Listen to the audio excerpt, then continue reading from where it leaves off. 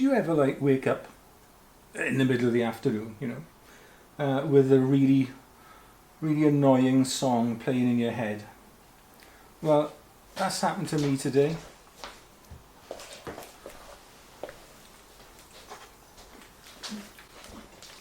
I woke up, got this song, In the Church of the Poison Man. I can sing the song, not very well, but I can sing it. But I haven't really got a clue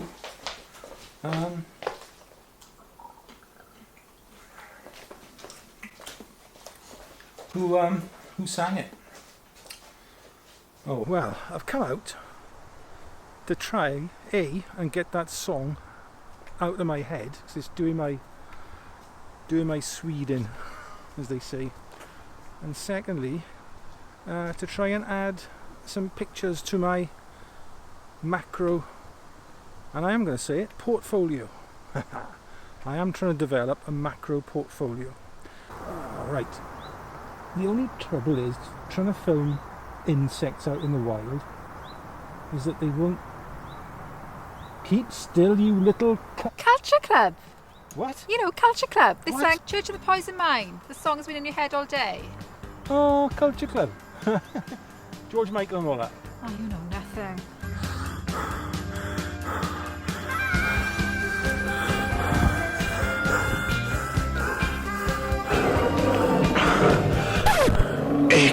During the meanwhilest... No. Well, hello, it's Dexter and me, and I hope you enjoyed that little intro and insight into my daily routine. If only. No, Lisa was a great sport, and she agreed to film that little sketch because she didn't really want to hurt me.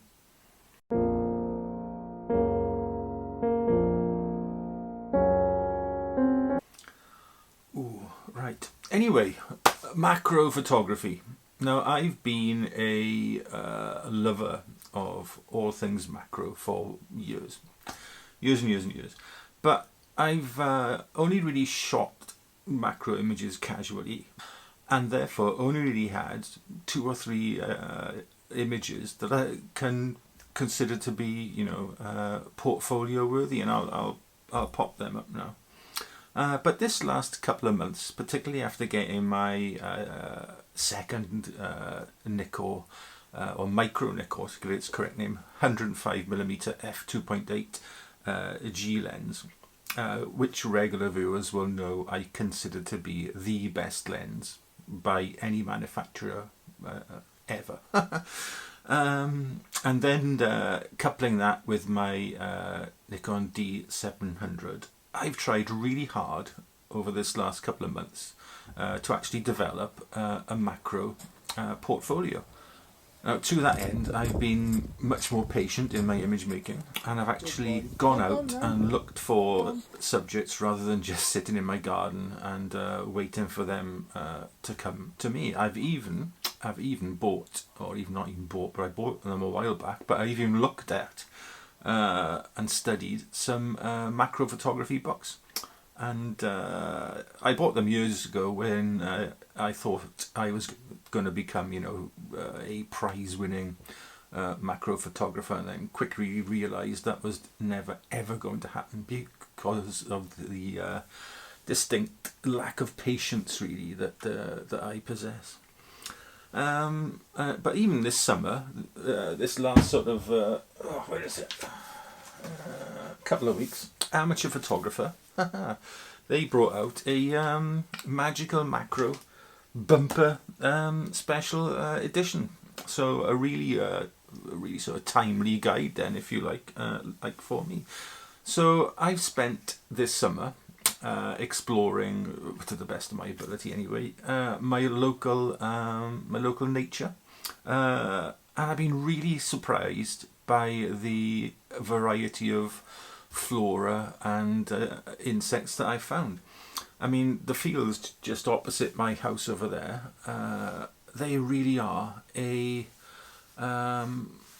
well, they're packed full of, you know, you go over there in the mornings, there's butterflies galore, there's bees, there's insects, little beetles.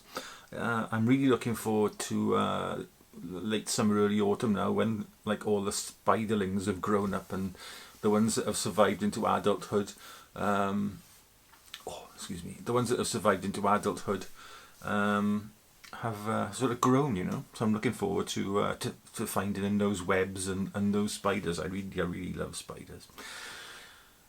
Anyway, technique wise, I'm no great macro expert. What I tend to do is set my lens to its closest focus distance, and then I would like gently rock back and forth until I got my sort of subject in some sort of focus, and then shoot. Now the D700 that I use has got a really good optical viewfinder, and nailing focus, you know, is quite easy even with my old eyes. I have actually dabbled with some focus stacking though, and here's an image of a decaying geum I took in my garden.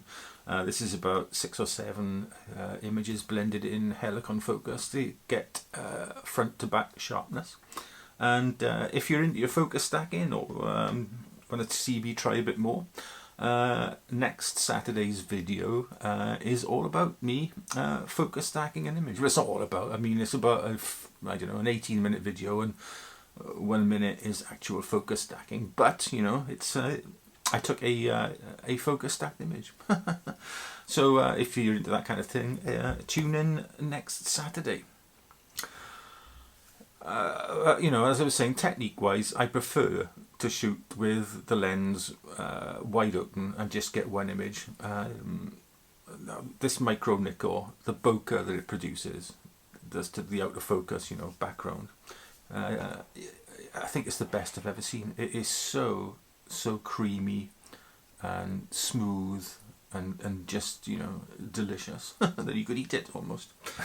Despite all this, you know, sort of studying of books, you know, and concentration on my image making, I've realised that I will never ever reach the mountain tops and become a prize winning macro photographer. But I have made a couple of images this summer that I'm really proud of and feel are actually macro portfolio worthy. Now they may not be up there with like the best, all the best images I've taken, you know, kind of like my landscape work. But you know, I'm reasonably happy with the images that I have taken this summer, and I'll pop a montage up of them as usual at the end of this video.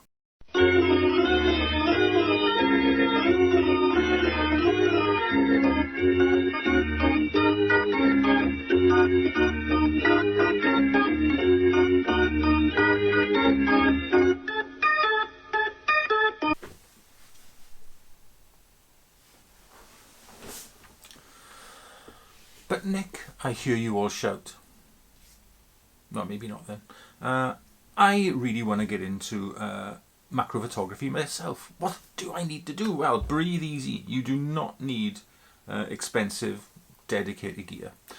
You can get away with a cheap set of, you know, extension tubes with no like pass-through contact. So as long as you're happy manual focusing, you know, use those.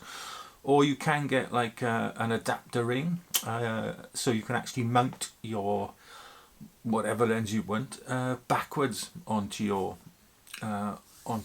camera, and either of those methods then will help you get much more closer focusing ability, so you can get right up to your subject. Now my Nikon macro kit, so my D700 and my 105mm. And my light, I did buy a macro ring light, which I have made a video about, obviously. That all cost me around about £650, so not an insubstantial sum of money, but in modern camera terms, that's absolute peanuts. Now you don't need a tripod, but one certainly helps.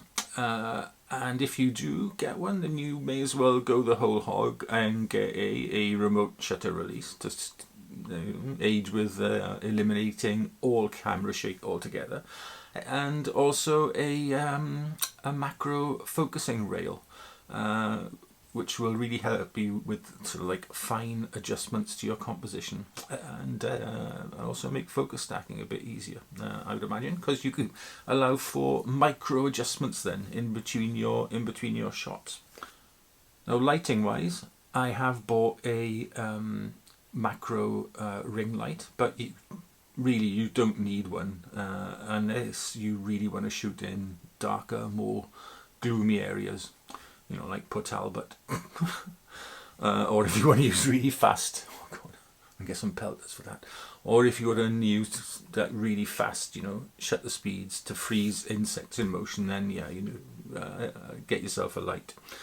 But on top of that, get hold of or borrow from your local library some photography books specialising in macro, and study those, and have a look at other people's macro images online to get some sort of idea as to